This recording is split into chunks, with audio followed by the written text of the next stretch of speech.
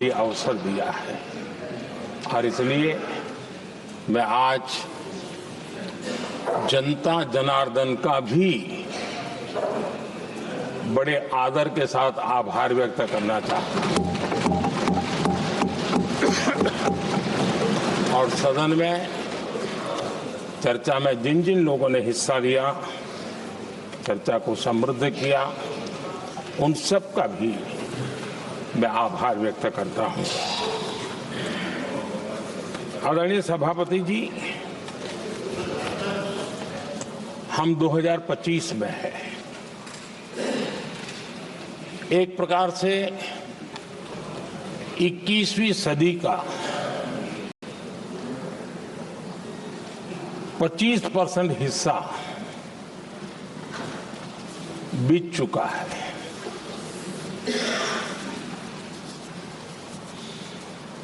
समय तय करेगा 20वीं सदी के आजादी के बाद और 21वीं सदी के प्रथम 25 साल में क्या हुआ, कैसा हुआ।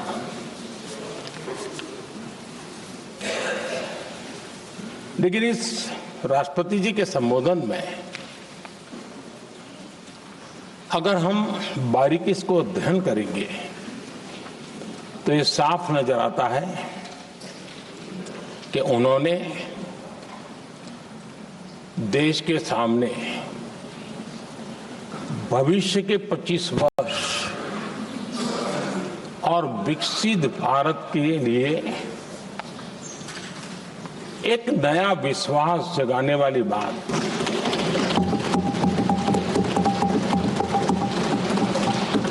एक प्रकार से आदरणीय राष्ट्रपति जी का ये उद्बोधन विकसित भारत के संकल्प को मजबूती देने वाला है, नया विश्वास पैदा करने वाला है और जन सामान्य को प्रेरित करने वाला है। आदरणीय सभापति जी, सारे अध्ययन बार बार ये कह चुके हैं कि गत 10 वर्ष में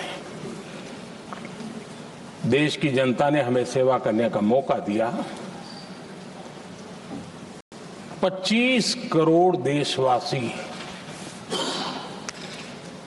गरीबी को परास्त करके गरीबी से बाहर निकले।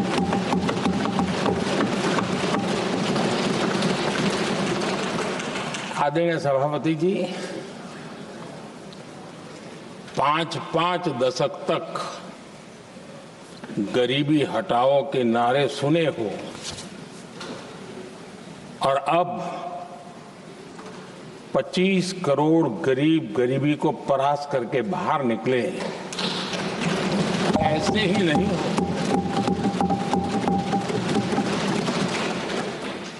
योजनाबद्ध तरीके से, समर्पित भाव से, अपनेपन की पूरी संवेदनशीलता के साथ जब गरीबों के लिए जीवन खपाते हैं ना, तब ये होता है। आदरणीय सभापति जी, जब जमीन से जुड़े लोग जमीन की सच्चाई को जानते हुए जमीन पर जीवन खपाते हैं, तब जमीन पर बदलाव निश्चित होके रहता है।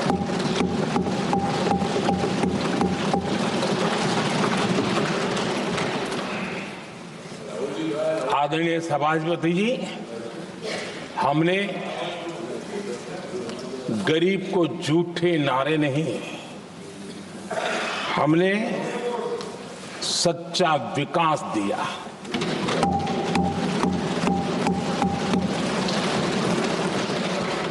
गरीब का दुख, सामान्य मानवी की तकलीफ, मिडिल क्लास के सपने ऐसे ही नहीं समझे जाते। आदरणीय सभापति जी, इसके लिए एक जज्बा चाहिए।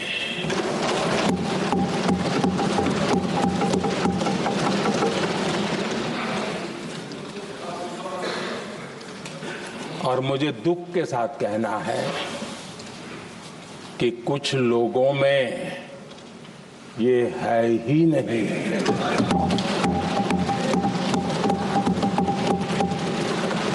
आदरणीय सभापति जी, बारिश के दिनों में कच्ची छत, फुसकी, प्लास्टिक की चादर वाली छत, उससे नीचे जीवन गुजारना कितना मुश्किल होता है। पल पल सपने रौंद दिए जाते हैं, ऐसे पल होते हैं, ये हर कोई नहीं समझ सकता। आदरणीय सभापति जी, अब तक गरीबों को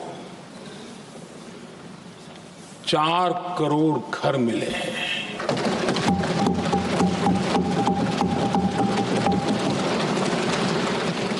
जिसने उस जिंदगी को जिया है ना, उसे समझ होती है कि पक्की छत वाला घर मिलने का मतलब क्या होगा।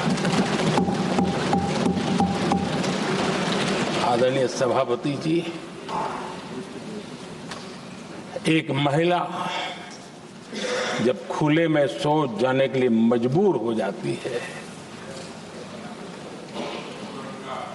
वो या तो सूर्योदय के पहले या सूर्यास्त के बाद, कठिनाइयों के झेलने के बाद इस छोटा सा अपना नित्य कर्म करने के लिए निकल सकती है। तब उसे क्या तकलीफ होती थी, ऐसे लोग समझ नहीं सकते हैं। आदरणीय सभापति जी, हमने 12 करोड़ से ज्यादा शौचालय बनाकर बहनों बेटियों की मुश्किलें दूर की।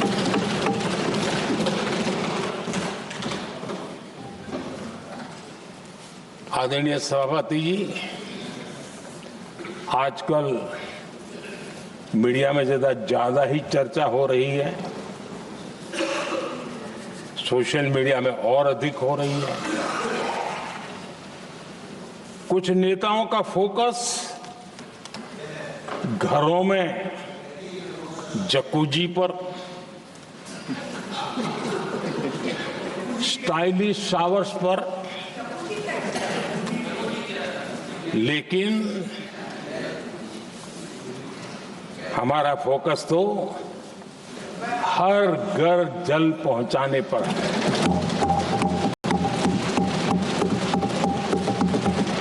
आजादी के 75 साल के बाद देश में 70-75% करीब 16 करोड़ से भी ज्यादा घरों के पास जल का करने के लिए नल का कनेक्शन नहीं था। हमारी सरकार ने 5 साल में 12 करोड़ परिवारों को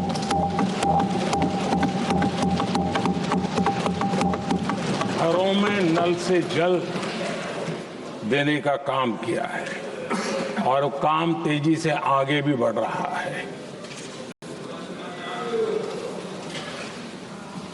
आदरणीय सभापति जी, हमने गरीबों के लिए इतना काम किया और इसके कारण आदरणीय राष्ट्रपति जी ने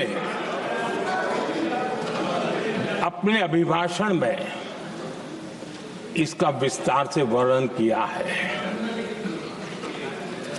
जो लोग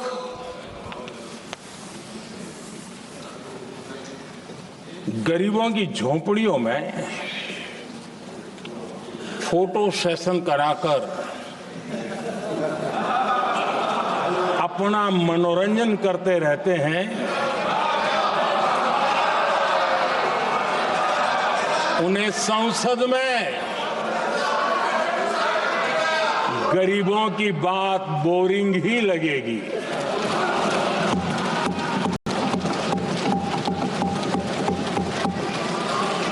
आदरणीय सभापति जी, मैं उनका गुस्सा समझ सकता हूं।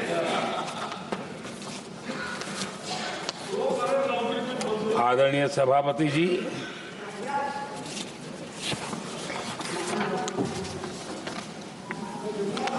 समस्या की पहचान करना एक बात है, लेकिन अगर जिम्मेवारी है तो समस्या की पहचान कर करके छूट नहीं सकते। उसके समाधान के लिए समर्पित भाव से प्रयास करना होता है। हमने देखा है और पिछले 10 साल के हमारे काम को देखा होगा और राष्ट्रपति जी के अभिभाषण में भी देखा होगा।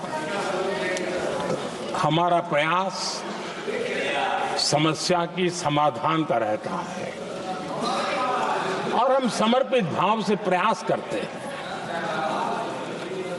आदरणीय सभापति जी, हमारे देश में एक प्रधानमंत्री हुआ करते थे।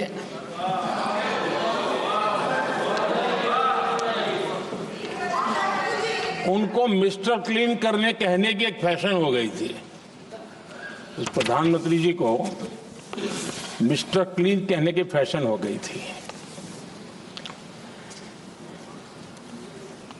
उन्होंने एक समस्या को पहचाना था और उन्होंने कहा था कि दिल्ली से 1 रुपया निकलता है तो गांव में 15 पैसा पहुंचता है। अब उस समय तो पंचायत से लेकर पार्लियामेंट तक एक ही पार्टी का राज था। पंचायत से पार्लियामेंट तक एक ही पार्टी का राज था और उस समय उन्होंने सार्वजनिक रूप से कहा था कि 1 रुपया निकलता है 15 पैसा पहुंचता है।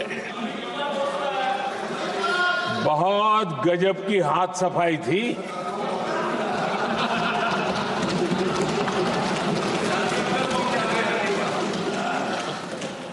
पंद्रह पैसा किसके पास जाता था, ये देश का सामान्य मानवी भी आसानी से समझ सकता है।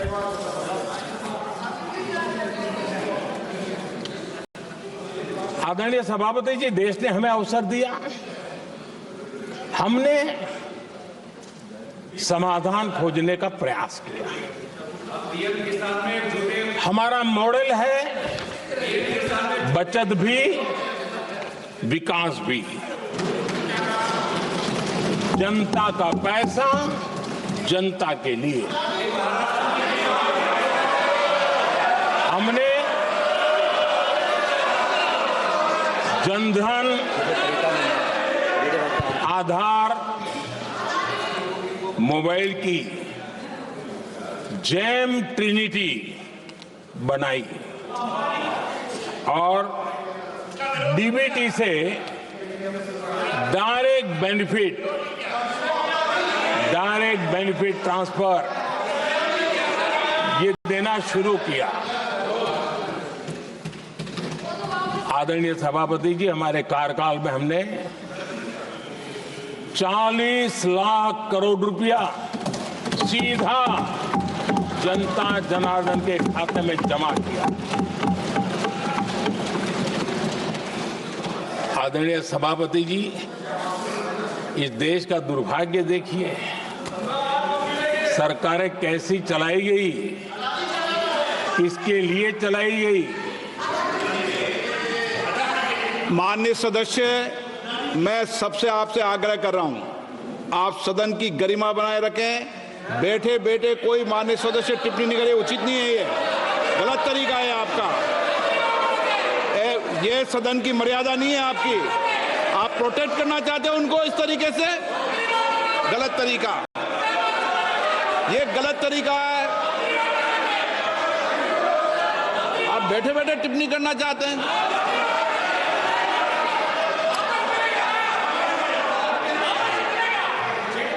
आदरणीय सभापति जी,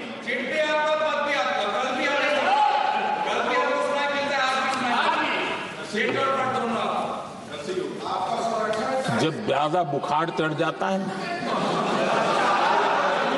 तब लोग कुछ भी बोलते हैं, लेकिन इसके साथ साथ ज्यादा हताशा निराशा फैल जाती है तब भी बहुत कुछ बोलते हैं। आदरणीय सभापति जी, जिनका जन्म नहीं हुआ था, जो भारत की इस धरती पर अवतरित नहीं हुए थे, ऐसे 10 करोड़ फर्जी लोग सरकारी खजाने से अलग अलग योजनाओं का फायदा ले रहे थे। आदरणीय सभापति जी, सही को अन्याय न हो इसलिए राजनीतिक फायदा नुकसान की परवाह किए बिना हमने इन 10 करोड़ फर्जी नामों को हटाया और असली लाभार्थियों को खोज खोज करके उन तक मदद पहुंचाने का अभियान चलाया। आदरणीय सभापति जी, ये 10 करोड़ फर्जी लोग जब हटे और भिन्न भिन्न योजनाओं का हिसाब लगाएं तो करीब करीब 3 लाख करोड़ रुपया गलत हाथों से जाने से बच गए। मैं हाथ किसका था ये नहीं कह रहा हूं, गलत हाथों से। आदरणीय सभापति जी, हमने सरकारी खरीद में भी टेक्नोलॉजी का भरपूर उपयोग किया, ट्रांसपेरेंसी लाए और जेम पोर्टल, जो आज राज्य सरकारें भी उसका उपयोग कर रही है, जेम पोर्टल से जो खरीदी हुई उससे आमतौर पर जो खरीदी होती है उससे कम पैसों में खरीदी हुई और सरकार के 1,15,000 करोड़ रुपए की बचत हुई।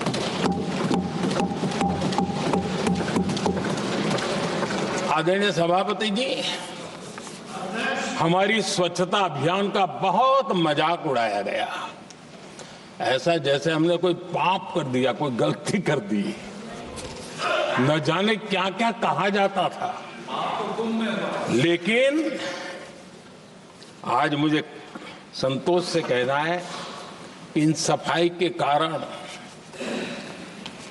हाल के वर्षों में सिर्फ सरकारी दफ्तरों से जो कबाड़ बेचा गया ना, उसमें 2,300 करोड़ रुपया सरकार को मिले हैं। महात्मा गांधी ट्रस्टीशिप के सिद्धांत की बात करते थे। वो कहते थे कि हम ट्रस्टी हैं, ये संपत्ति जनता जनार्दन की है और इसलिए हम पाई पाई को एक ट्रस्टीशिप के सिद्धांत के आधार पर बचाने की और सही जगह पर उपयोग करने का प्रयास करते हैं। और तब जाकर के स्वच्छता अभियान से कबाड़ बेचकर 2,300 करोड़ रुपया देश की सरकार के खजाने में आ रहा है।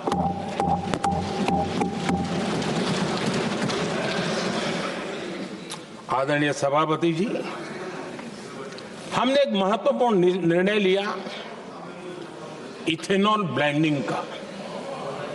हम जानते हैं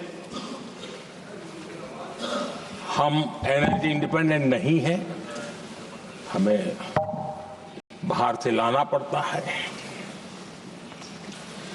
जब इथेनॉल ब्लेंडिंग किया और हमारे पेट्रोल डीजल की आय कम हुई, उस एक निर्णय से 1,00,000 करोड़ रुपए का फर्क पड़ा है। और ये पैसे करीब करीब 1,00,000 करोड़ रुपया किसानों की जेब में गया है। आदरणीय सभापति जी, मैं बचत की तो बात कर रहा हूं, लेकिन पहले अखबारों की हेडलाइन हुआ करती थी, इतने लाख के घोटाले, इतने लाख के घोटाले, इतने लाख के घोटाले। 10 साल हो गए, ये घोटाले न कर करके, घोटाले न होने से भी देश के लाखों करोड़ रुपए बचे हैं, जो जनता जनार्दन की सेवा में लगे हैं। आदरणीय सभापति जी, हमने ये जो अलग अलग कदम उठाए, उससे लाखों करोड़ रुपए की बचत हुई, लेकिन उन पैसों का उपयोग हमने शीश महल बनाने के लिए नहीं किया। इसका उपयोग हमने देश बनाने के लिए किया है। इंफ्रास्ट्रक्चर का बजट 10 साल पहले 1,80,000 करोड़ था, हमारे आने से पहले। आदरणीय सभापति जी, आज 11 लाख करोड़ रुपया इंफ्रास्ट्रक्चर का बजट, और इसलिए राष्ट्रपति जी ने भारत की नींव कैसी मजबूत हो रही है, इसका वर्णन इसमें किया है। रोड हो, हाईवे हो, रेलवे हो, ग्राम सड़क हो, इन सभी कामों के लिए विकास की एक मजबूत नींव रखी गई है। आदरणीय सभापति जी, सरकारी खजाने में बचत हुई वो तो एक बात है, और वो करना भी चाहिए, जैसा मैंने ट्रस्टीशिप की बात कही, लेकिन हमने इस बात पर भी ध्यान रखा है कि जन सामान्य के उनको भी बचत का लाभ मिलना चाहिए। योजना ऐसी हो ताकि जनता को भी बचत हो। और आपने देखा होगा, आयुष्मान भारत योजना, बीमारी के कारण सामान्य मानवी को जो खर्च होता था, अब तक जिन लोगों ने इसका बेनिफिट लिया है, उसी के हिसाब से मैं कहता हूं कि करीब करीब देशवासियों का आयुष्मान योजना का बेनिफिट लेते के कारण जो खर्चा उनको अपने जेब से करना पड़ता, वैसे 1,20,000 करोड़ रुपया जनता जनार्दन के बचे।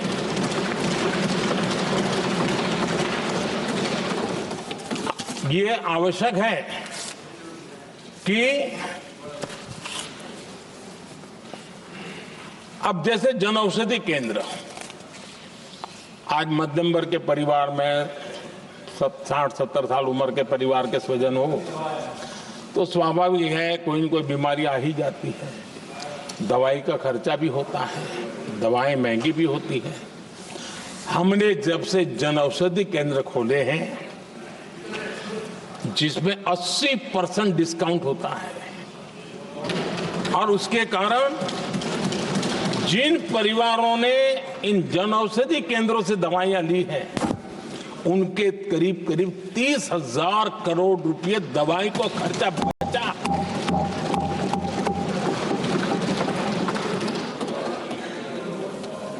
आदरणीय अध्यक्ष जी,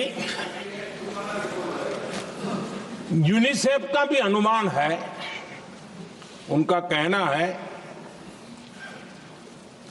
कि जिसके घर में स्वच्छता और टॉयलेट बना, उन्होंने इसका बड़ा सर्वे किया था, उस परिवार को करीब करीब साल भर में 70,000 रुपए की बचत हुई है।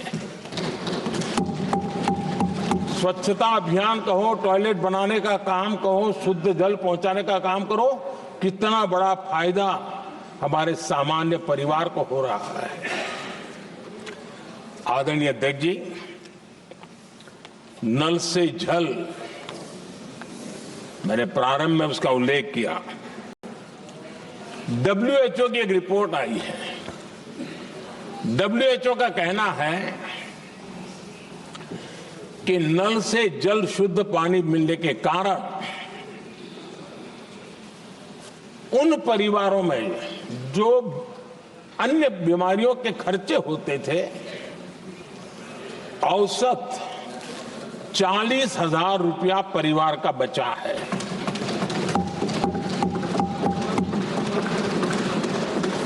मैं ज्यादा गिन नहीं रहा हूं, लेकिन ऐसी अनेक योजना है जिन योजनाओं ने सामान्य मानवीय के खर्च में बचत की है। आदरणीय सभापति जी, करोड़ों देशवासियों को मुफ्त अनाज, उसके भी उस परिवार के हजारों रुपये बचते हैं। PM सूर्यघर मुफ्त बिजली योजना, जहां जहां ये योजना लागू हुई, इन परिवारों को औसतन साल भर के 25 से 30 हजार रुपये बिजली की बचत हो, पैसों में बचत हो रही है, खर्च में बचत हो रही है। और अगर ज्यादा बिजली है तो बेच करके कमाई कर रहा है वो अलग, यानी सामान्य मानवीय की बचत भी। हमने LED बल्ब का एक अभियान चलाया था।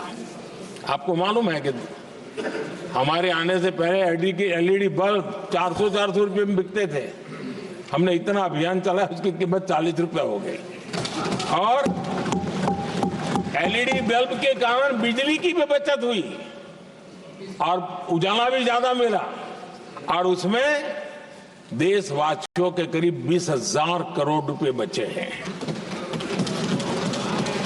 आदरणीय सभापति जी, जिन किसानों ने सॉइल हेल्थ कार्ड का वैज्ञानिक तरीके से उपयोग किया है, उनको बहुत फायदा हुआ है। और ऐसे किसानों को प्रति एकड़ 30,000 रुपये की बचत हुई है। आदरणीय अध्यक्ष जी, बीते 10 साल में इनकम टैक्स को कम करके भी हमने मिडिल क्लास की बचत को बढ़ाने का काम किया है। आदरणीय अध्यक्ष जी, 2014 के पहले ऐसे बम गोले फेंके गए, बंदूक की ऐसी गोलियां चलाई गई कि देशवासियों का जीवन छलनी कर दिया गया था। हमने धीरे धीरे उन घावों को भरते भरते आगे बढ़े। 2 लाख करोड़ रुपया, 2 लाख रुपया 2013-14 में 2 लाख रुपये, सिर्फ 2 लाख रुपये उस पर इनकम टैक्स माफी थी। और आज 12 लाख रुपये संपूर्ण रूप से इनकम टैक्स से मुक्ति। और हमने बीच के कालखंड में भी, 14 में भी, 17 में भी, 19 में भी, 23 में भी हम लगातार ये करते आए, घाव भरते गए। और आज बैंडेज बाकी था, वो भी कर लिया।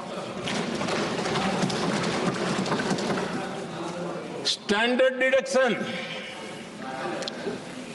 उसके अगर 75,000 जोड़ दें तो 1 अप्रैल के बाद देश में जो सैलरीड क्लास है उनके 13.25 लाख रुपए तक कोई इनकम टैक्स नहीं देना पड़ेगा।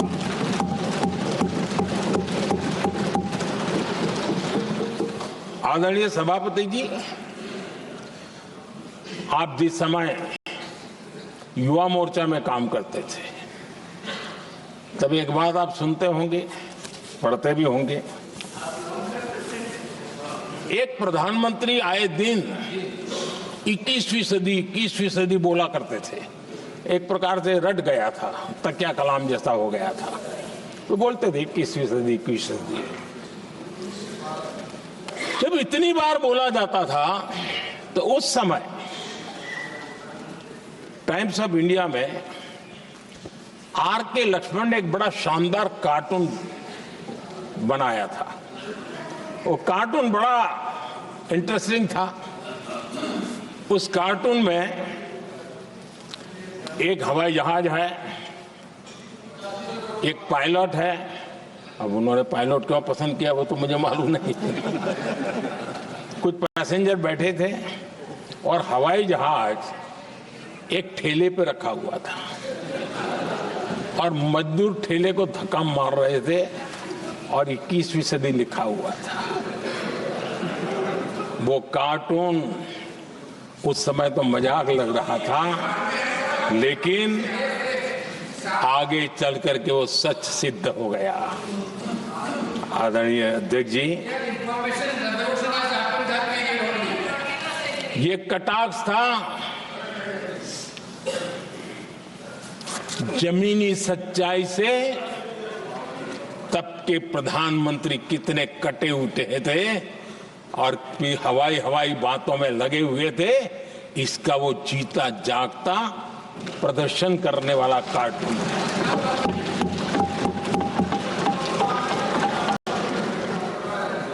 आदरणीय अध्यक्ष जी, जिन्होंने तब 21वीं सदी की बातें की थी, वो 20वीं सदी की जरूरतों को भी पूरा कर नहीं पाए थे।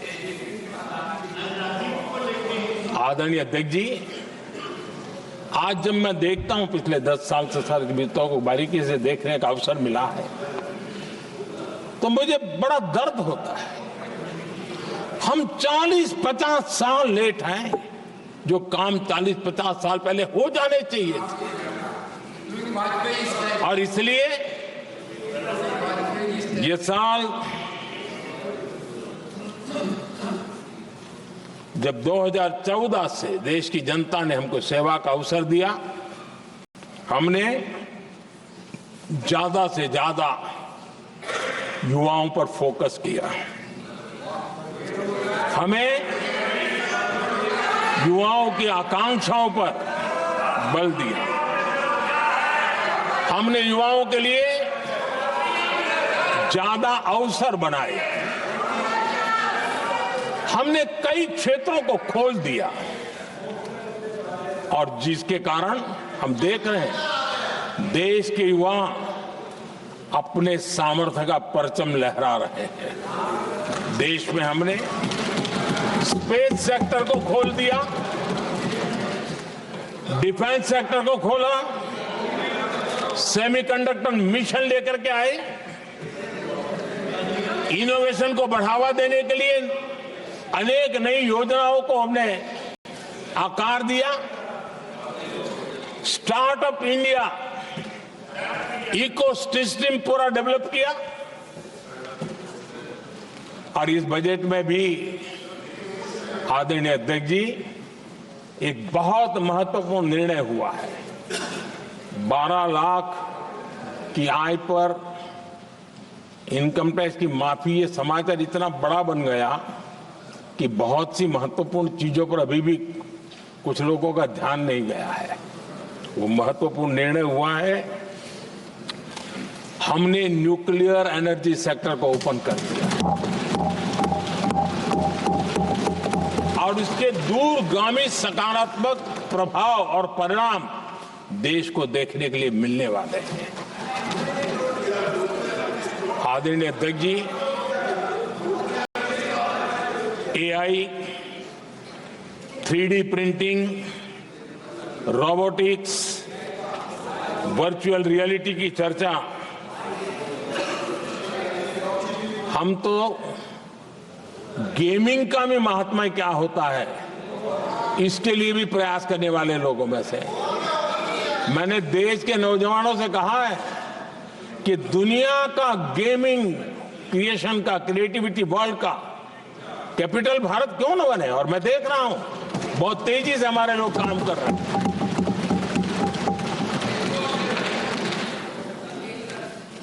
कुछ लोगों को अब जब एआई की बात होती है, कुछ लोगों को अब ये शब्द फैशन में है तो बोला जाता है, लेकिन मेरे लिए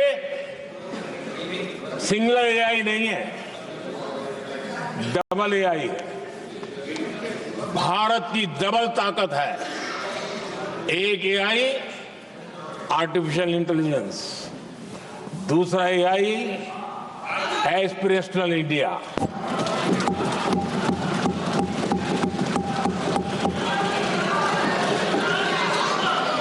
हमने स्कूलों में 10,000 टिंकरिंग लैब्स शुरू किए और आज उन टिंकरिंग लैब से निकले बच्चे रोबोटिक्स बना करके लोगों को चकित कर रहे हैं। और इस बजट में 50,000 नए टिंकरिंग लैब्स उसका प्रावधान किया गया। भारत वो देश है जिसके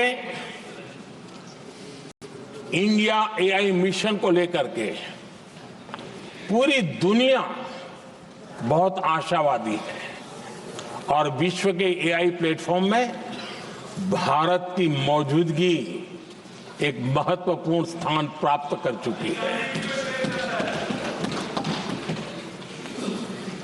आदरणीय अध्यक्ष जी, इस साल बजट में हमने डीप टेक के डोमेन को में इन्वेस्टमेंट की बात की है और डीप टेक मैं समझता हूं हमारे लिए तेज गति से आगे बढ़ने के लिए और 21वीं सदी पूरी तरह टेक्नोलॉजी ड्रिवन सेंचुरी है। ऐसे में हमारे लिए आवश्यक है कि भारत डीप टेक के क्षेत्र में बहुत तेजी से आगे बढ़े। आदरणीय अध्यक्ष जी, हम लगातार युवा भविष्य को ध्यान में रखते हुए काम कर रहे हैं, लेकिन कुछ दल हैं जो लगातार युवाओं के साथ धोखा कर रहे हैं, उन्हें धोखा दे रहे हैं। ये दल चुनाव के दरमियान ये भत्ता देंगे, वो भत्ता देंगे, वादा तो करते हैं लेकिन पूरा नहीं करते हैं। ये दल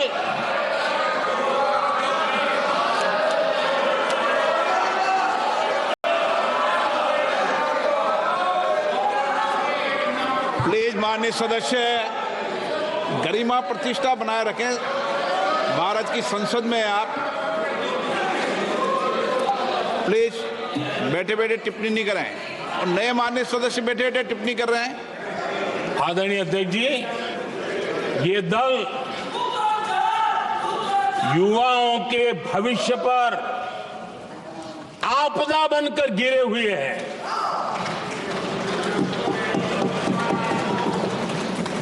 आदरणीय अध्यक्ष जी, हम कैसे काम करते हैं ये हरियाणा में अभी अभी देश ने देखा है।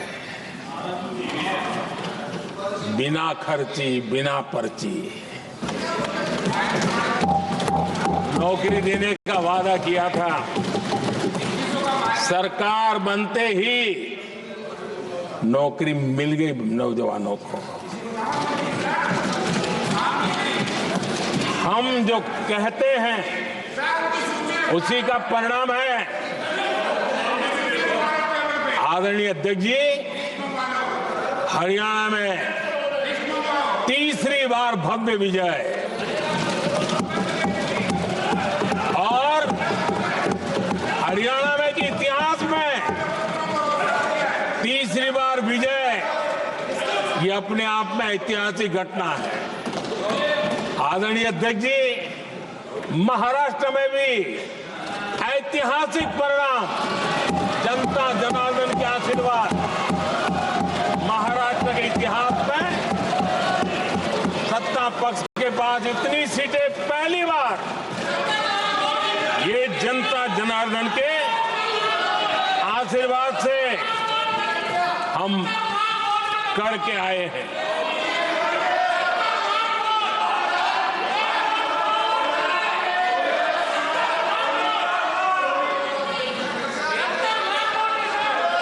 कुछ समझते हैं आदरणीय चीजों को? अध्यक्ष जी, कल जवाब दिया था ना आपको। चलिए। आदरणीय राष्ट्रपति जी ने अपने अभिभाषण में हमारे संविधान के 75 वर्ष होने पर भी विस्तार से चर्चा की है। आदरणीय अध्यक्ष जी, संविधान में जो धाराएं हैं उसके साथ साथ संविधान का एक स्पिरिट भी है और संविधान को मजबूती देने के लिए संविधान की भावना को जीना पड़ता है। और मैं आज उदाहरणों के साथ बताना चाहता हूं, हम वो लोग हैं जो संविधान को जीते हैं।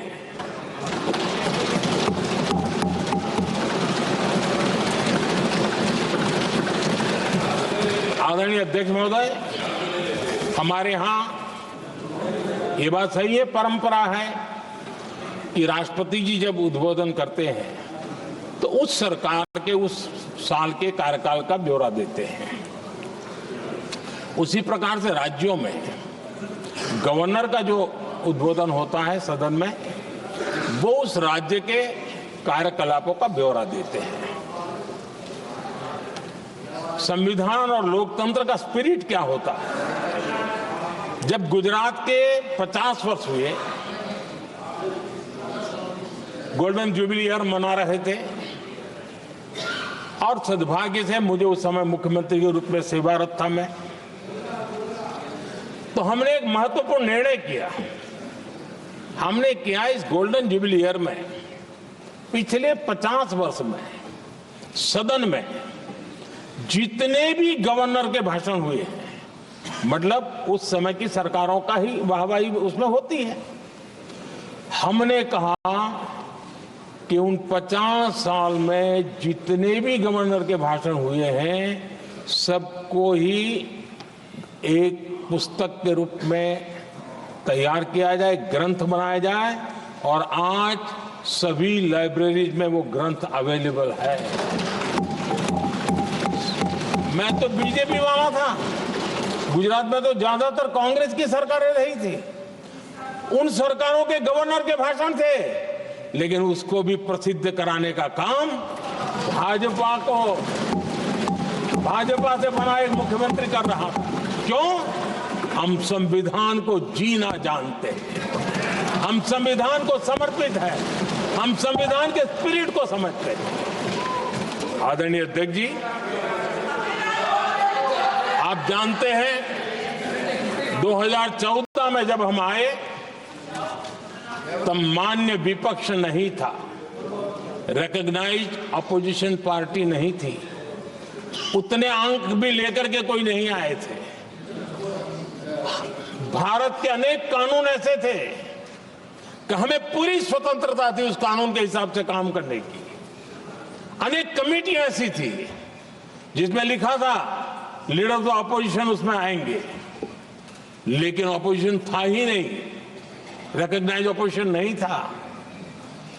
ये हमारा संविधान जीने का स्वभाव था, ये हमारा संविधान का स्पिरिट था, ये हमारी लोकतंत्र की मर्यादाओं का पालन करने का इरादा था। हमने तय किया कि भले मान्य विपक्ष नहीं होगा, रिकॉग्नाइज अपोजिशन नहीं होगा, लेकिन जो सबसे बड़े दल का सब नेता है उसको मीटिंगों में बुलाएंगे। ये लोकतंत्र का स्पिरिट होता है, तब होता है।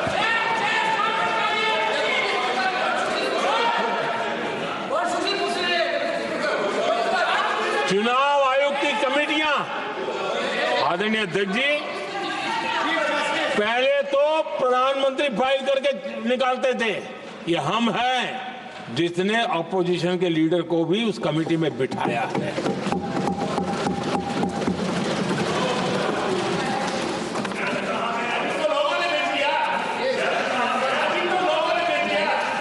और हमने इसके लिए कानून भी बनाया और आज विधिवत रूप से इलेक्शन कमीशन बनेगा तो अपोजिशन लीडर भी उसके निर्णय की प्रक्रिया में हिस्सा होंगे। ये काम हम करते हैं और ये मैंने पहले ही कहा, हम इसलिए करते हैं कि हम संविधान को जीते हैं। आदरणीय अध्यक्ष जी, दिल्ली में आपको कई स्थान ऐसे मिलेंगे जहां कुछ परिवारों ने अपने म्यूजियम बना करके रखे हुए हैं।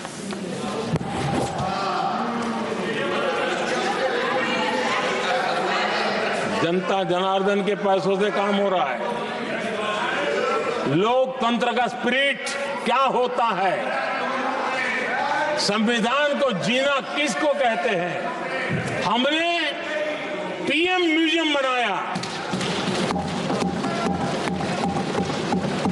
और देश के पहले से लेकर के मेरे पूर्व तक के सभी प्रधानमंत्रियों के जीवन को और उनके कार्य को उस पीएम म्यूजियम बनाया गया है। और मैं तो चाहूंगा कि पीएम म्यूजियम में जो जो महापुरुष हैं उनके परिवारजनों ने समय निकाल करके उस म्यूजियम को देखना चाहिए और उसमें कुछ जोड़ने के लगता है तो सरकार का ध्यान आकर्षित करना चाहिए ताकि वो म्यूजियम समृद्ध हो और देश के बालकों को प्रेरणा। ये होता है संविधान की भावना। अपने लिए तो सब करते हैं, खुद के लिए जीने वालों की जमात बहुत छोटी नहीं है। संविधान के लिए जीने वाले यहां बैठे हैं।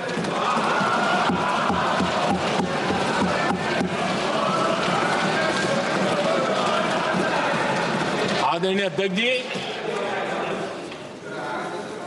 जब सत्ता सेवा बन जाए तो राष्ट्र निर्माण होता है। जब सत्ता को विरासत बना दिया जाए तब लोकतंत्र खत्म हो जाता है।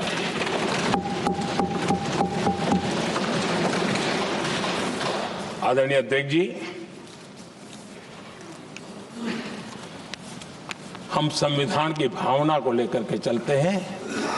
हम जहर की राजनीति नहीं करते हैं।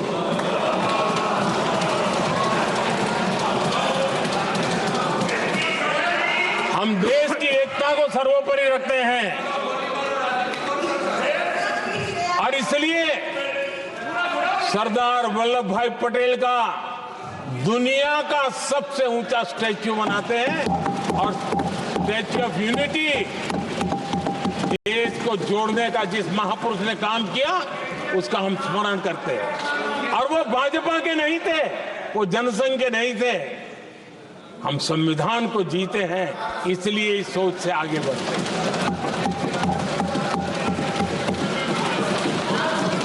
आदरणीय अध्यक्ष जी, ये देश का दुर्भाग्य है कि आजकल कुछ लोग अर्बन नक्सल की भाषा खुलेआम बोल रहे हैं।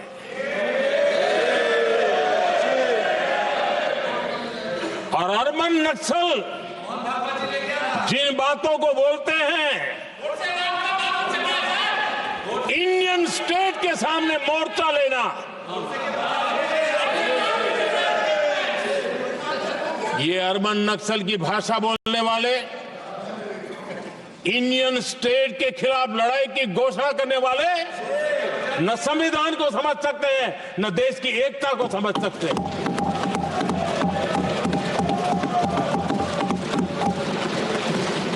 आदरणीय अध्यक्ष जी, 7 दशक तक जम्मू एंड कश्मीर एंड लद्दाख उसे संविधान के अधिकारों से वंचित रखा गया।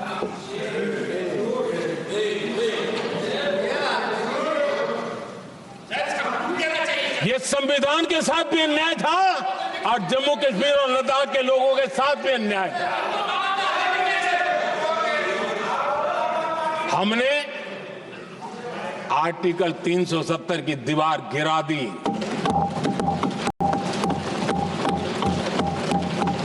अब जम्मू कश्मीर और लद्दाख के उन राज्यों को,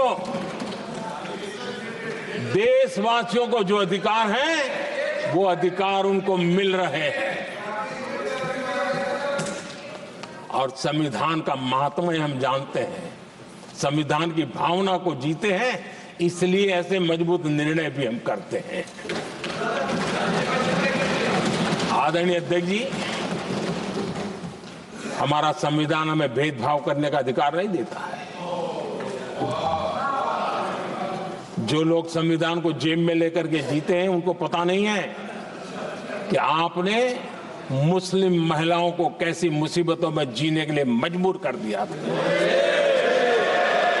हमने ट्रिपल तलाक का खात्मा कर करके संविधान की भावना के अनुरूप मुस्लिम बेटियों को हक देने का काम किया है, समानता का अधिकार दिया है।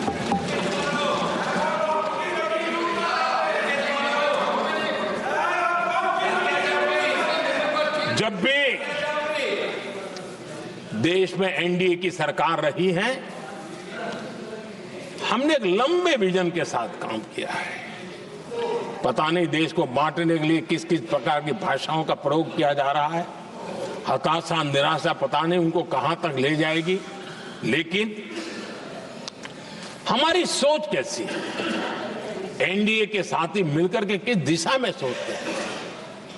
हमारे लिए जो पीछे है, जो आखिरी है, और महात्मा गांधी जी ने जो कहा था, उसकी तरफ हमारा ध्यान ज्यादा है।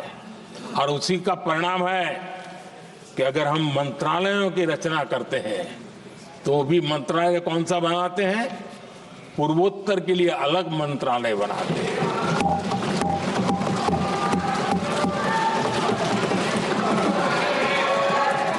हम देश में इतने साल हो गए, अटल जी आए तब तक किसी को समझ नहीं आया था। भाषण तो देते रहते हैं, आदिवासियों के लिए अलग मंत्रालय एनडीए ने बनाया। आदरणीय अध्यक्ष जी, हमारे दक्षिण के राज्य समुद्री तट से जुड़े हैं, हमारे पूर्व के कई राज्य समुद्री तट से जुड़े हैं। वहां के समाज में फिशरीज का काम और फिशरमैन की संख्या बहुत बड़ी तादाद में है, उनका भी ख्याल रखना चाहिए। और जमीन के भीतर के छोटे पानी के जो इलाके रहते हैं, वहां भी फिशरमैन के रूप में काम करने वाले समाज के आखिरी तबके के लोग हैं। ये हमारी सरकार है जिन्हें फिशरीज के लिए अलग मंत्रालय बनाया।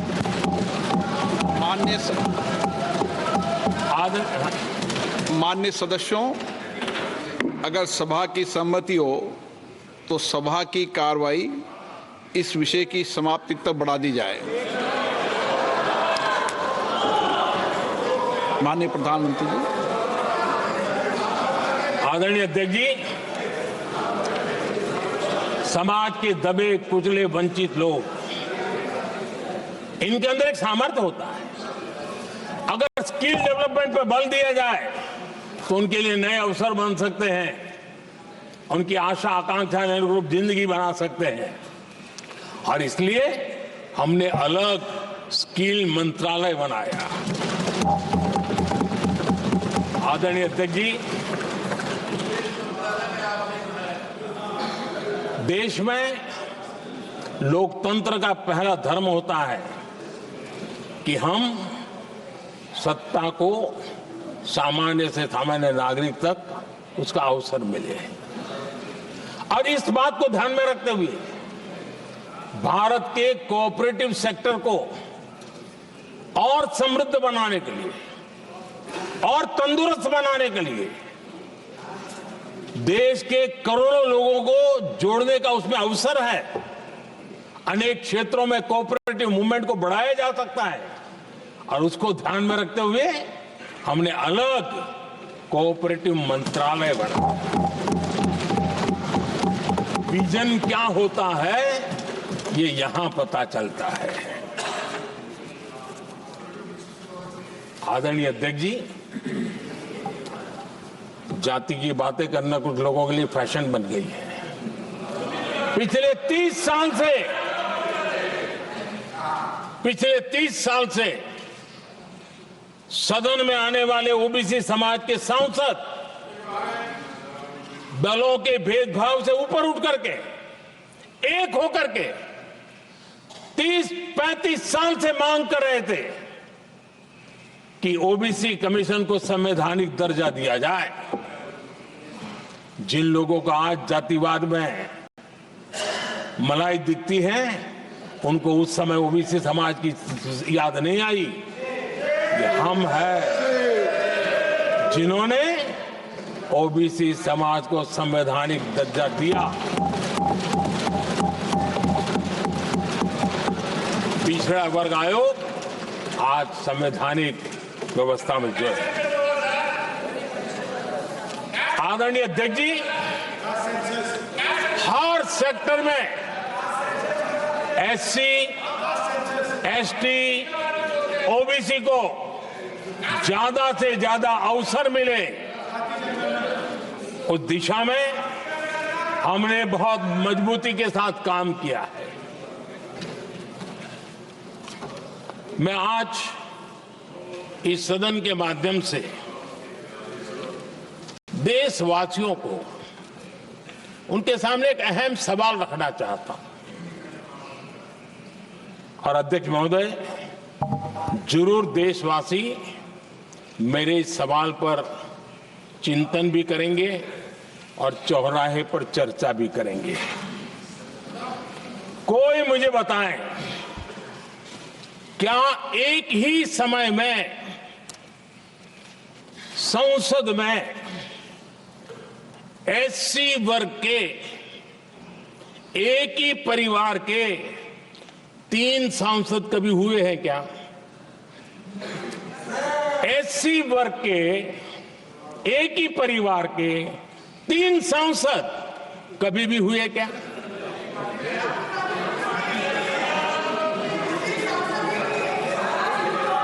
मैं दूसरा सवाल पूछता हूं, कोई मुझे बताए कि एक ही कालखंड में एक ही समय में संसद में एसटी वर्ग के एक ही परिवार के 3 एमपी हुए हैं क्या?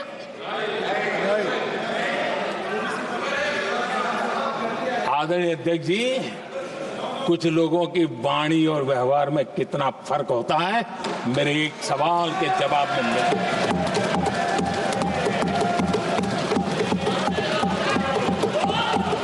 जमीन आसमान का अंतर होता है, रात दिन का अंतर होता है।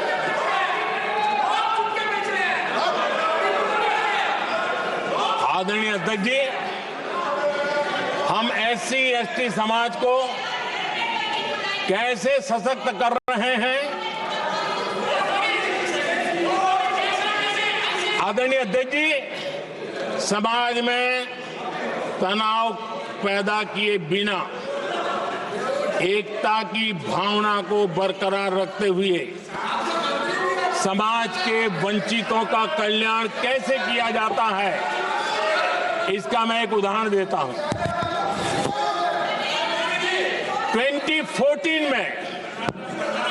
2014 में 2014 से पहले हमारे देश में मेडिकल कॉलेजों की संख्या 387 थी। 2014 के पहले मेडिकल कॉलेज की संख्या 387 थी। आज 780 मेडिकल कॉलेज हैं।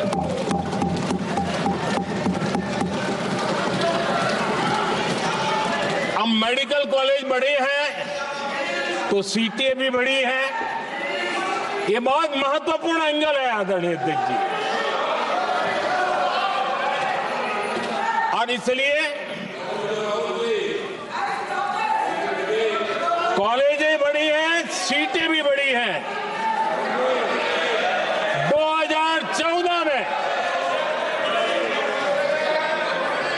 2014 में हमारे देश में एससी छात्रों की 2014 से पहले हमारे देश में एससी छात्रों की एमबीबीएस की सीट 7,700 थी।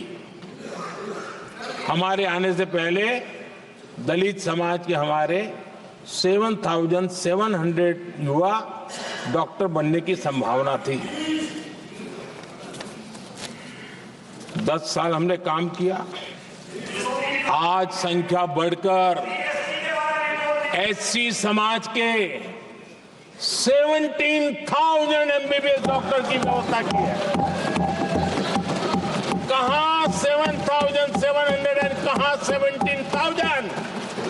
अगर दलित समाज का कोई कल्याण का और समाज में तनाव लाए बिना एक दूसरे के सम्मान को बढ़ाते हुए, आदरणीय अध्यक्ष जी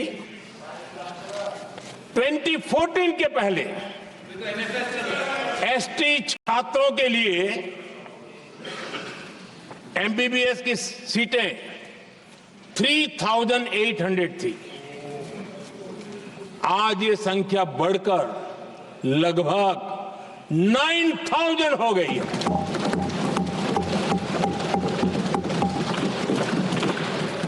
(2014) के पहले ओबीसी के छात्रों के लिए एमबीबीएस में 14,000 से भी कम, 14,000 से भी कम सीटें थी। आज इनकी संख्या लगभग 32,000 हो गई है। ओबीसी समाज के 32,000 एमबीबीएस डॉक्टर बनेंगे। आदरणीय अध्यक्ष महोदय, पिछले 10 साल में हर सप्ताह एक नई यूनिवर्सिटी बनी है।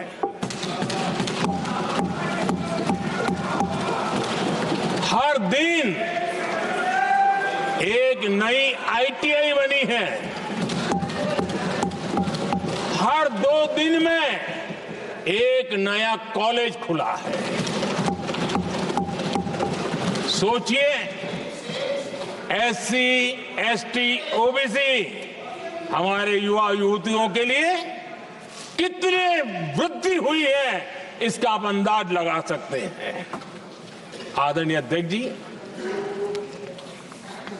हम हर योजना के पीछे लगे हैं 100% सिचुएशन, 100% उसको लागू करें। उसके जो भी लाभार्थी हैं वो उसमें छूट न जाए, उस दिशा में हम काम कर रहे हैं।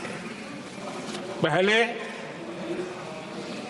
ताकि हम चाहते हैं कि जिसका हक है उसको मिलना चाहिए।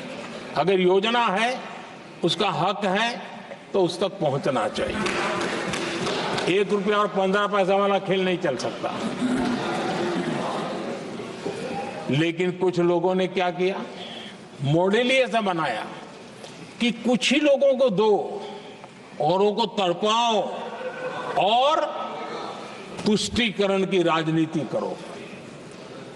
देश विकसित भारत बनाने के लिए तुष्टीकरण से मुक्ति पानी होगी। हमने रास्ता चुना है संतुष्टीकरण, तुष्टीकरण नहीं, संतुष्टीकरण, और उस रास्ते पर हम चले हैं। हर समाज, हर वर्ग के लोगों को बिना भेदभाव के जो उसके हक का है वो उसको मिलना चाहिए। ये है संतुष्टीकरण।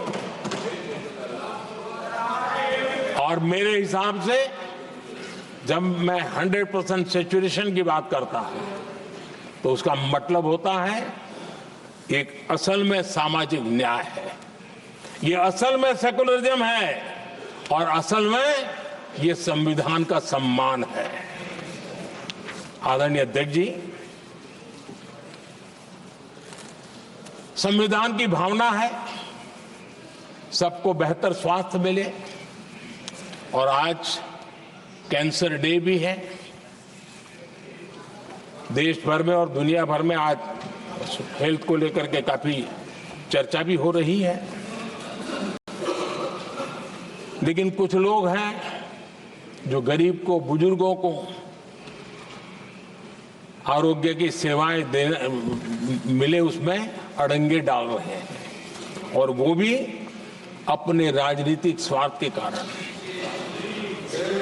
आज आयुष्मान से देश के 30,000 अस्पताल जुड़े हैं और अच्छे स्पेशलाइज्ड प्राइवेट अस्पताल जुड़े हैं जहां आयुष्मान कार्ड वाले को मुफ्त इलाज मिलता है।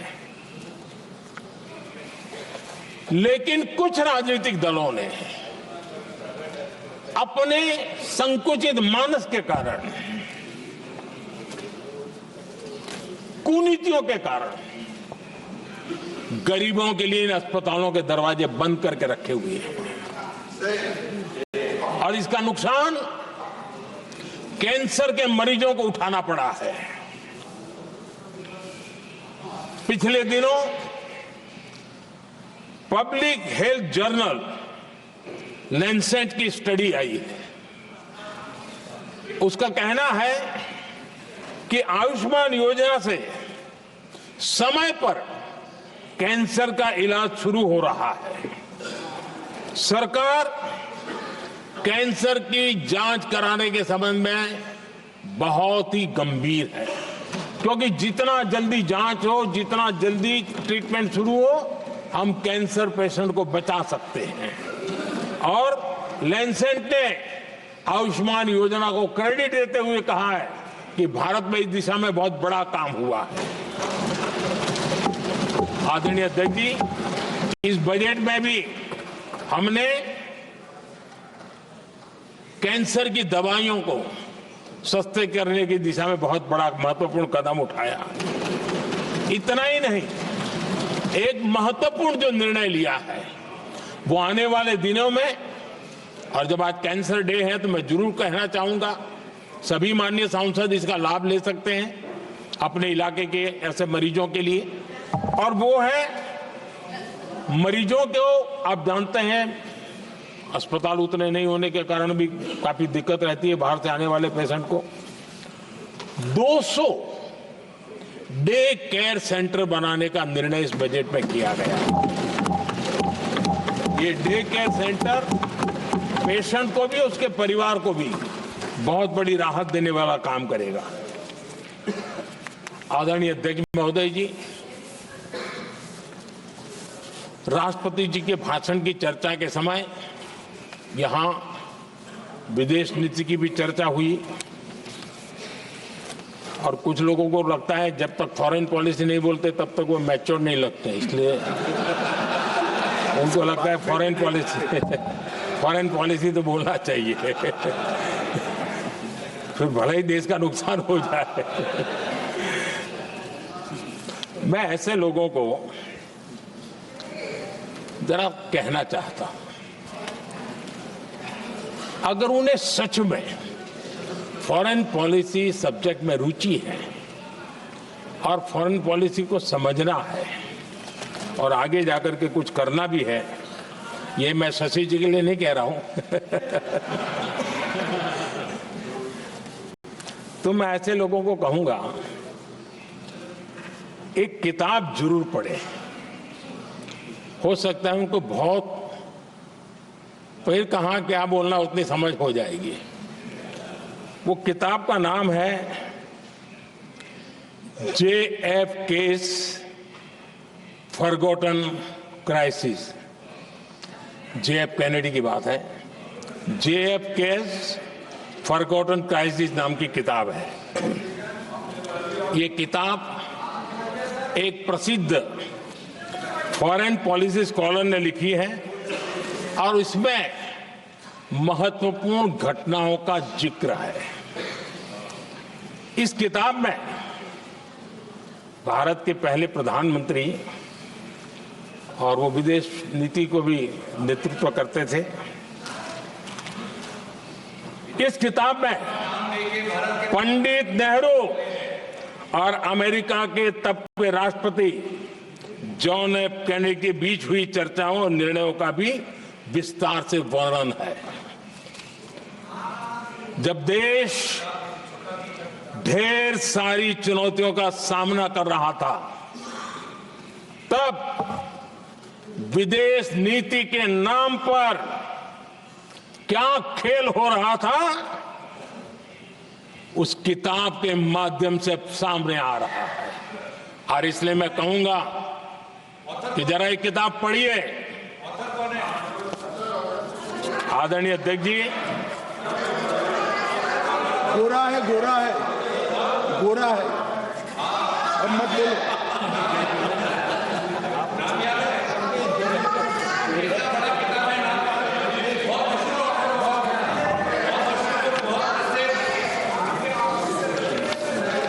आदरणीय अध्यक्ष जी,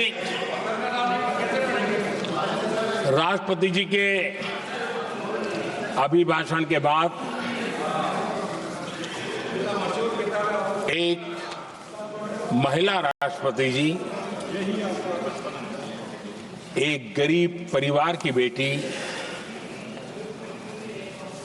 उनका सम्मान न कर सके, आपकी मर्जी, लेकिन क्या क्या कहकर उनको अपमानित किया जा रहा है।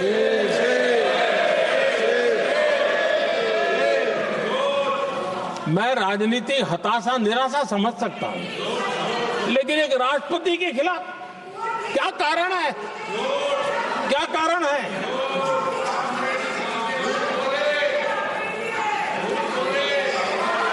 आदरणीय अध्यक्ष जी, आज भारत इस प्रकार की विकृत मानसिकता को छोड़ करके, उस सोच को छोड़ करके विमेन लेड डेवलपमेंट के मंत्र को लेकर के आगे बढ़ रहा है।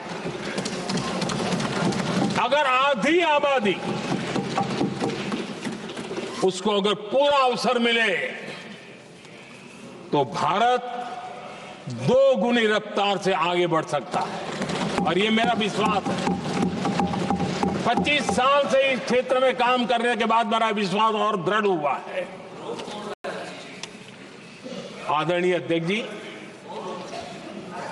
पिछले 10 साल में सेल्फ हेल्प ग्रुप्स अब तक 10 करोड़ नई महिलाएं एसएचजी में जुड़ी है, और ये महिलाएं वंचित परिवारों से, ग्रामीण बैकग्राउंड से, समाज के अंतिम पायदान पर बैठी इन महिलाओं का सामर्थ्य बढ़ा, उनका सामाजिक स्तर भी ऊपर उठा, और सरकार ने इनकी मदद 20 लाख रुपए तक बढ़ा दी है, ताकि वो इस काम को आगे बढ़ा सके। उनकी कार्यक्षमता बढ़े, उसका स्केल बढ़े, उस दिशा में हम प्रयास कर रहे हैं, और उसका आज ग्रामीण अर्थव्यवस्था पर बहुत ही सकारात्मक प्रभाव हो रहा है। आदरणीय अध्यक्ष जी, राष्ट्रपति जी ने अपने अभिभाषण में लखपति दीदी अभियान की चर्चा की है। हमारी नई सरकार तीसरी बार बनने के बाद अब तक जो जानकारियां रजिस्टर हुई है, उस हिसाब से 50 लाख से ज्यादा लखपति दीदी की जानकारी हम तक पहुंची है। और जब से मैंने इस योजना को आगे बढ़ाया है, अब तक करीब करीब 1.25 करोड़ महिलाएं लखपति दीदी बनी हैं, और हमारा लक्ष्य है कि हम 3 करोड़ महिलाओं को लखपति दीदी बनाएंगे, और इसके लिए आर्थिक कार्यक्रमों का बल दिया जाएगा। आदरणीय अध्यक्ष जी, आज देश के अनेक गांवों में ड्रोन दीदी की चर्चा हो रही है।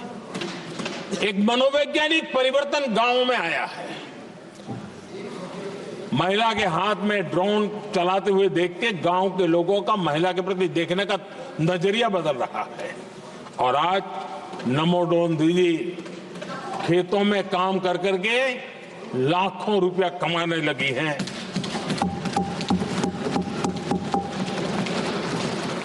मुद्रा योजना भी नारी शक्ति के लिए उसके सशक्तिकरण की बहुत बड़ी भूमिका अदा कर रहा है। करोड़ों महिलाएं पहली बार मुद्रा योजना लेकर के उद्योग के अंदर अपने कदम रखे हैं और उद्योगपति की भूमिका में आई है। आदरणीय अध्यक्ष जी, 4 करोड़ परिवारों को जो घर दिए, उसमें से करीब 75% मकान ऐसे हैं जिसके मालिकाना हक महिलाओं को मिला है। आदरणीय अध्यक्ष जी, ये बदलाव 21वीं सदी के सशक्त भारत की नींव रख रहा है। आदरणीय अध्यक्ष जी, विकसित भारत का लक्ष्य ग्रामीण अर्थव्यवस्था उसको सशक्त बिना किए बिना हम विकसित भारत का निर्माण नहीं कर सकते। और इसलिए रूरल इकोनॉमी के हर क्षेत्र को हमने स्पर्श करने का प्रयास किया है। और हम जानते हैं रूरल इकोनॉमी में खेती किसानी का बहुत महत्व रहता है। विकसित भारत के 4 स्तंभों में हमारा किसान एक मजबूत स्तंभ है। बीते दशक में खेती के बजट में 10 गुना वृद्धि की गई है, 10 टाइम। 2014 के बाद की बात मैं बताता हूं, और ये बहुत बड़ा जंप है। आदरणीय अध्यक्ष जी, आज जो लोग यहां किसान की बातें करते हैं, 2014 से पहले यूरिया मांगने पर लाठी पड़ती थी, रात रात कतारों में खड़ा रहना पड़ता था। और वो जमाना था जब खाद किसानों के नाम पर निकलती थी, लेकिन खेत में नहीं पहुंचती थी, कहीं और ही काले बाजारी में, और 1 रुपया 15 पैसा वाला हाथ की सफाई का खेल चलता था। आज किसान को पर्याप्त खाद मिल रही है। कोविड का महासंकट आया, सारी सप्लाई चेन डिस्टर्ब हो गई, दुनिया में अनाप शनाप दाम बढ़ गए, और परिणाम ये हुआ कि क्योंकि हम यूरिया पर डिपेंडेंट हैं, हमें बाहर से लाना पड़ता है। आज भारत सरकार को जो बोरा यूरिया का 3000 रुपए में पड़ता है, सरकार ने वो झेला और किसान को 300 से भी कम कीमत पर दिया है, 300 रुपए से कम। किसान को ज्यादा से ज्यादा फायदा हो, इसके लिए लगातार हम काम कर रहे हैं। आदरणीय अध्यक्ष जी, किसानों को सस्ती खाद मिले, इस एक काम के लिए पिछले 10 साल में 12 लाख करोड़ रुपया खर्च किया गया है।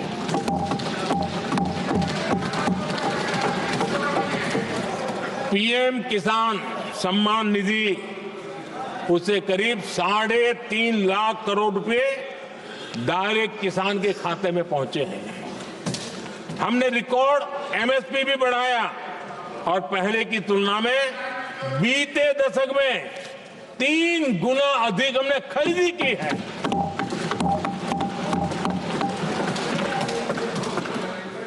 किसान को ऋण मिले, आसान ऋण मिले, सस्ता ऋण मिले, उसमें भी 3 गुना वृद्धि की गई है।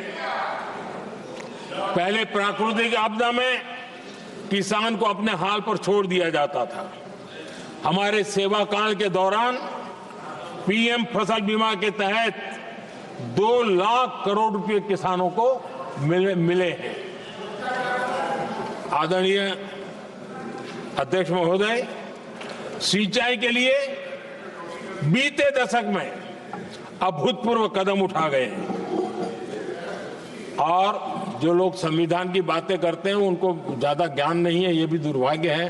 बहुत कम लोगों को मालूम होगा कि हमारे देश में डॉक्टर बाबा साहब आम्बेडकर ने पानी की योजनाओं को लेकर इतना उनका विजन क्लियर था, इतना व्यापक था और इतना समावेशी था जो आज भी हम लोगों को प्रेरणा देता है।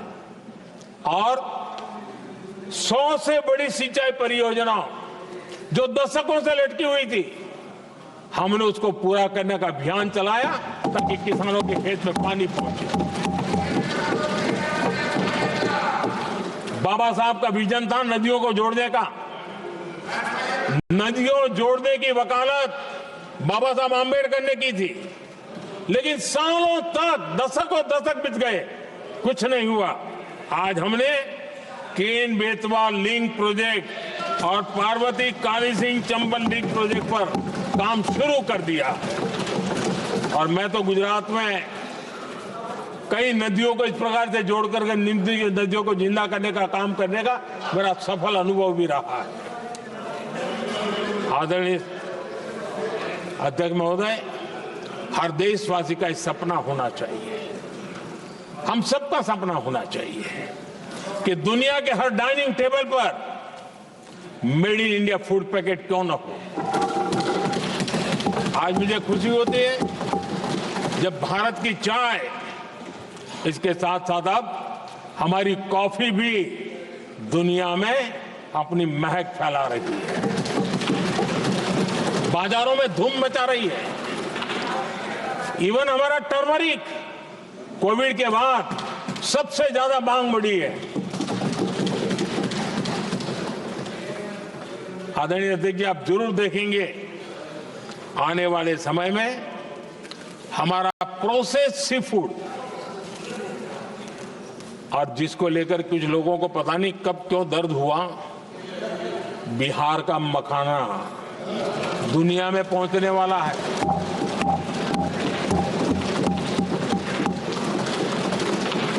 हमारा मोटा अनाज यानी श्री अन्न, ये भी दुनिया के बाजारों में भारत की शान बढ़ाएगा।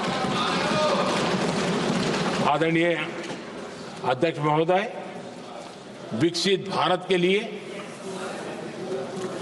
फ्यूचर रेडी शहर वो भी बहुत जरूरी है।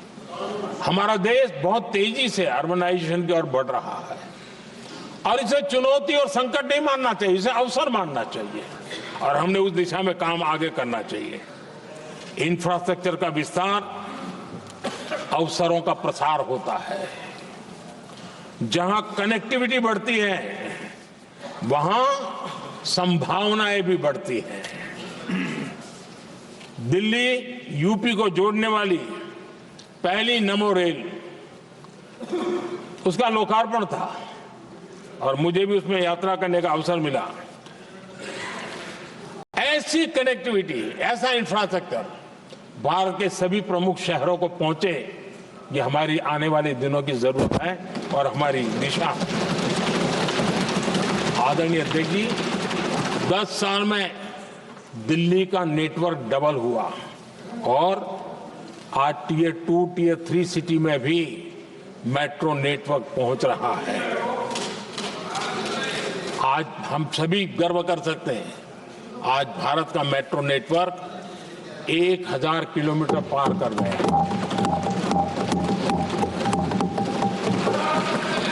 और इतना ही नहीं, वर्तमान में 1000 किलोमीटर और उस पर भी काम चल रहा है। यानी हम कितना तेजी से आगे बढ़ रहे हैं। आदरणीय अध्यक्ष जी, प्रदूषण को कम करने की दिशा में भी कई इनिशिएटिव भारत सरकार ने लिए हैं। 12,000 इलेक्ट्रिक बस हमने देश में दौड़ाना शुरू किया है और दिल्ली को भी बड़ी सेवा करी है, हमने दिल्ली को भी दिया है। आदरणीय अध्यक्ष जी, हमारे देश में एक नया अर्थव्यवस्था हमेशा समय समय पर उसका विस्तार होता रहता है। आज बड़े शहरों में गीग इकोनॉमी एक महत्वपूर्ण एरिया डेवलप हो रहा है। लाखों युवा इसमें जुड़ रहे हैं। हमने इस बजट में कहा है कि ई श्रम पोर्टल पर ऐसे गीग वर्कर अपनी रजिस्ट्री करवाएं और वेरिफिकेशन के बाद उनको इस न्यू एज सर्विस इकोनॉमी है उसको हम किस प्रकार से सहायता कर सकें और उनको एक आईडी कार्ड मिले ई श्रम पोर्टल पे आने के बाद। और हमने कहा है कि इन गीग वर्कर्स को आयुष्मान योजना का भी लाभ दिया जाएगा ताकि गीग वर्कर को एक सही दिशा में जाने की सुविधा मिलेगी। और एक अनुमान है कि आज देश में करीब करीब 1 करोड़ गीग वर्कर है और उस दिशा में भी हम काम कर रहे हैं। आदरणीय अध्यक्ष महोदय, एमएसएमई सेक्टर बहुत बड़ी मात्रा में जॉब के अवसर लेकर आता है और ये ऐसा क्षेत्र है कि जिसमें रोजगार की अपार संभावनाएं हैं। ये छोटे उद्योग आत्मनिर्भर भारत के प्रतीक है। देश की अर्थव्यवस्था में हमारा एमएसएमई सेक्टर बहुत बड़ा योगदान दे रहा है। हमारी नीति साफ है, एमएसएमई को सरलता, सहूलियत और संबल एक ऐसा क्षेत्र है जिसमें रोजगार की संभावना है। और इस बार हमने मिशन मैन्युफैक्चरिंग उस पर बल दिया है और एक मिशन मोड में हम मैन्युफैक्चरिंग सेक्टर मतलब कि एमएसएमई को बल देना और एमएसएमई के माध्यम से अनेक नौजवानों को रोजगार देना और स्किल डेवलपमेंट से रोजगार के लिए नौजवानों को तैयार करना, ऐसे पूरी इकोसिस्टम को हम बल देते हुए आगे बढ़ रहे हैं। एमएसएमई सेक्टर में सुधार के लिए कई पहलुओं पर हमने काम शुरू किया है। एमएसएमई के लिए क्राइटेरिया 2006 में बनाया गया था, उसे अपडेट नहीं किया गया। पिछले 10 वर्षों में इस क्राइटेरिया में हमने 2 बार अपग्रेडेशन करने का प्रयास किया और इस बार एक बहुत बड़ा जंप लगाया है। पहली बार 2020 में, दूसरी बार इस बजट में हमने एमएसएमई को आगे बढ़ाने का प्रयास किया है। हर तरफ उनको आर्थिक सहायता दी जा रही है। एमएसएमई के सामने चुनौती फॉर्मल फाइनेंशियल रिसोर्सेज की कमी की रही है।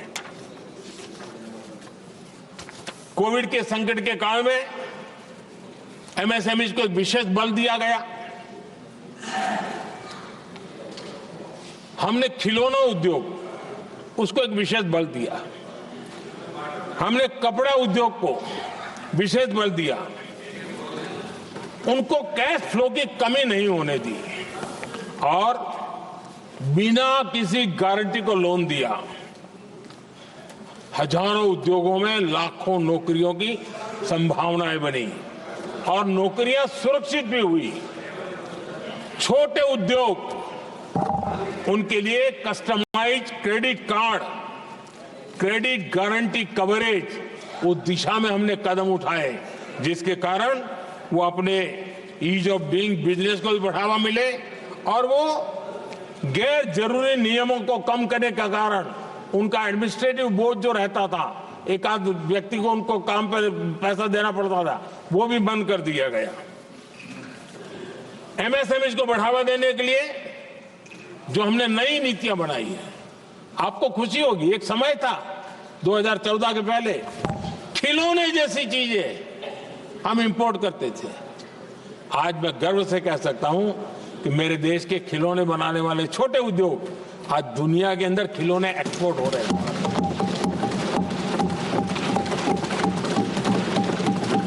और आयात में बहुत बड़ी गिरावट आई है। निर्यात में करीब 239% वृद्धि हुई है। एमएसएमई के जरिए संचालित ऐसे कई सेक्टर्स हैं जो दुनिया भर में अपनी पहचान बना रहे हैं। मेड इन इंडिया कपड़े, इलेक्ट्रॉनिक्स, इलेक्ट्रिकल गुड्स के सामान आज दूसरे देशों के जीवन का हिस्सा बन रहा है। आदरणीय अध्यक्ष जी, विकसित भारत के सपने को पूरा करने के लिए देश आगे बढ़ रहा है और बड़े आत्मविश्वास के साथ आगे बढ़ रहा है।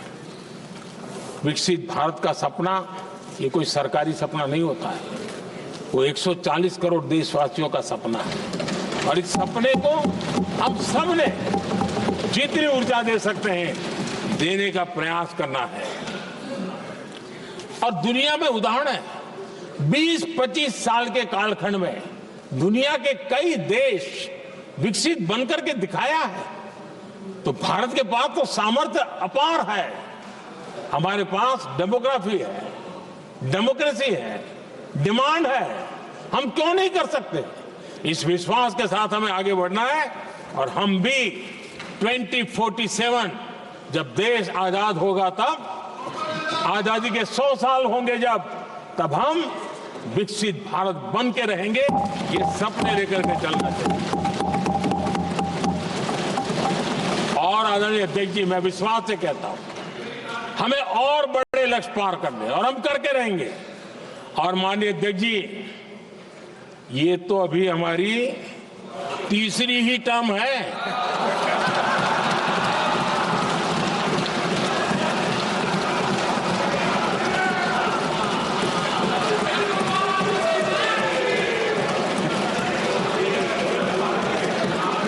हम देश की आवश्यकता के अनुसार आधुनिक भारत बनाने के लिए, सक्षम भारत बनाने के लिए और विकसित भारत का संकल्प साकार करने के लिए हम आने वाले अनेक वर्षों तक जुटे रहने वाले हैं।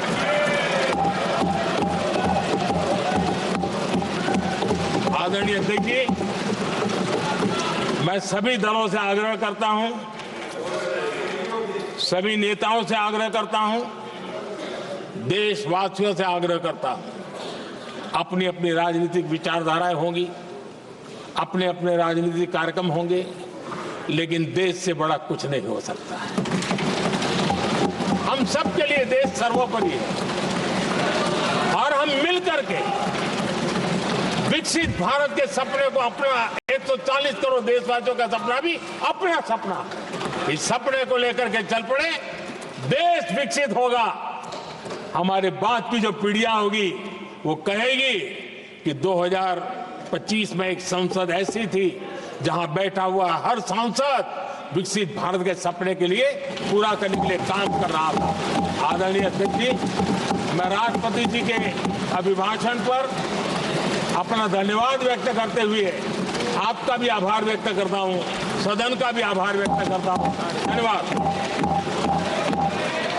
धन्यवाद। प्रस्ताव पर श्री अमरा राम जी, प्रोफेसर सौगत राय जी, श्री एन.के. प्रेमचंद्र जी, सुधाकर सिंह जी, श्री लालजी वर्मा, विशाल दादा, प्रकाश बाबू पाटिल एवं टी सुमिति ने अनेक संशोधन प्रस्तुत किए गए हैं। अब मैं सभी संशोधनों को एक साथ सभा में मतदान के लिए रखता हूं।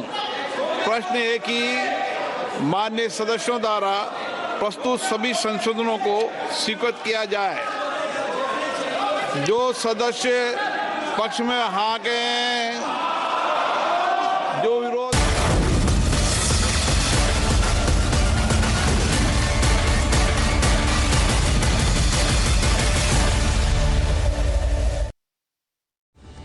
In association with Kirloskar.